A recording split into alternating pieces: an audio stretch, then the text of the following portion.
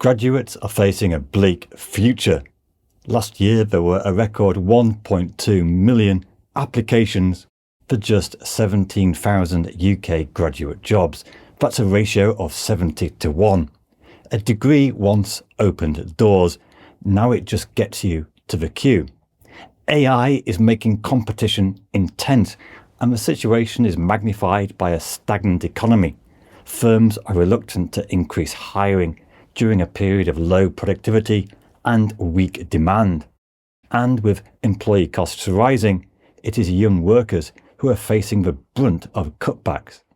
But this is more than just a UK issue. Across the world, the graduate market is shrinking.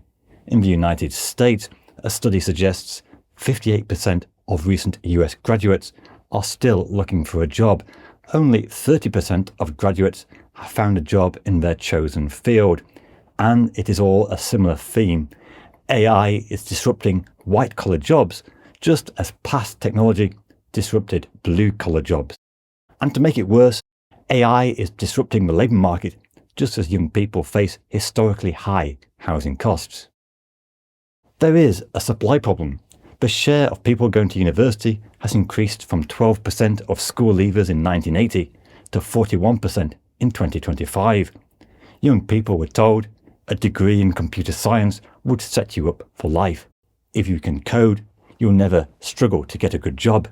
But AI has upended this cosy assumption, leaving a generation of graduates wondering whether it was actually worth sacrificing 3 years and an average debt of £45,000. The basic problem is that the supply of graduates has nearly doubled, but graduate listings are no way keeping up. Of course, there's a big variation in subjects. STEM subjects can still report shortages, humanity degrees much less. But increasingly firms are starting to downplay the value of a degree.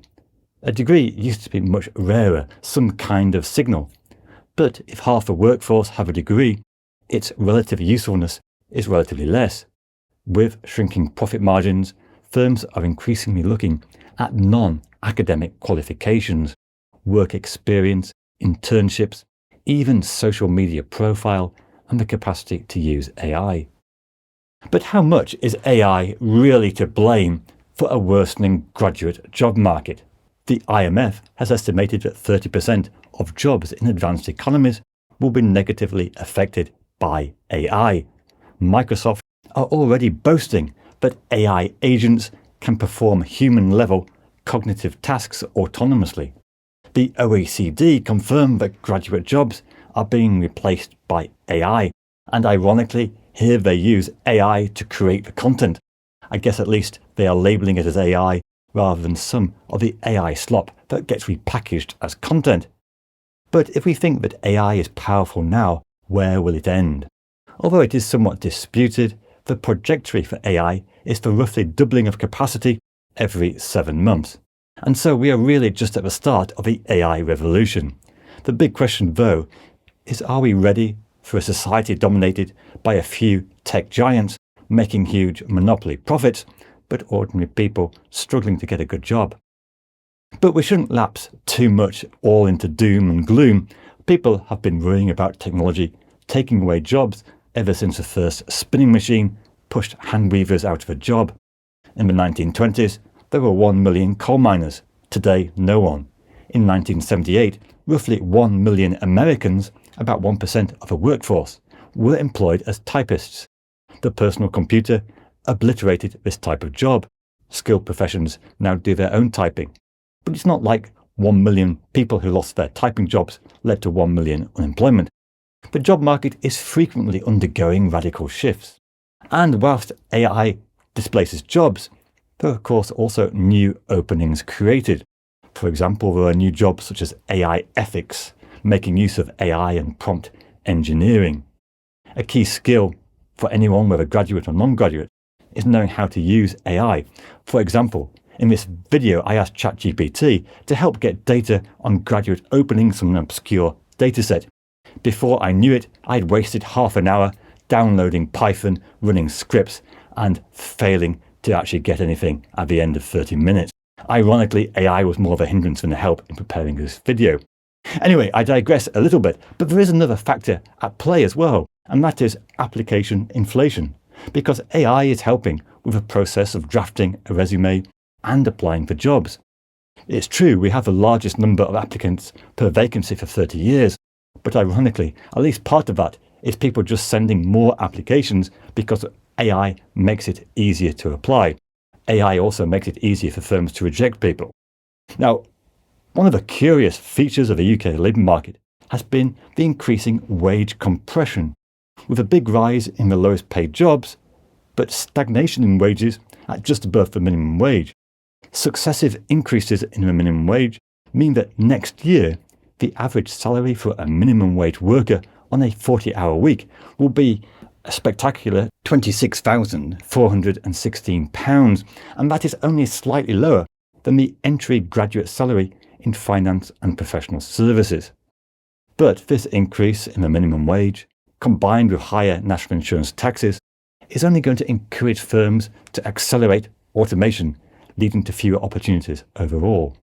Also, by the way, if there is less wage incentive for taking on more responsibility, training and progressing in a job, this may well have a big drawback for long-term productivity. Now, it would be a big mistake to put all the blame for the current graduate market on AI. Clearly, a big issue is the supply of graduates, which has increased significantly, and this is inevitably having an impact of reducing the graduate wage premium. You can clearly see the average graduate wage to national minimum wage fallen from 115% to just 30% by 2023, and yet by 2026 it will be even less. Many of the growth in jobs are in sectors not traditionally associated with degrees, for example the care sector, installation and repairs. And for an 18-year-old school leaver, the best pathway to buy a house by the time that you're 30 or 40 is probably not a 3 years humanities degree with a big debt, but get a trade in a growing area like a skilled profession such as maintenance, installing solar panels or plumber. Now, of course, there are very good reasons to go to university and study beyond gaining a higher wage. But with less graduate job openings, it does mean that graduates are increasingly ending up in non-graduate jobs. It is especially acute for humanities degrees, where it is nearly 50% of graduates. Now, whilst many do benefit from a degree, and I'm definitely grateful I did one myself, it is worth bearing in mind that these days, 20% of graduates would have been better off financially if they had not gone to university. And while there's been a lot of focus on how tough the job market has become for graduates, the truth is it's been just as bad, if not worse, for non-graduates. Across Europe, unemployment has risen by around 1.4% for graduates, but by 2.4% for those without a degree. And for anyone blaming AI for everything that's gone wrong in the modern job market, the data tells a more complicated story.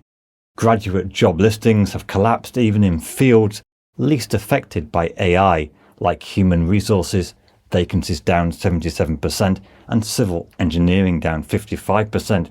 So that points to a much wider malaise in the labour market rather than just new disruptive technology.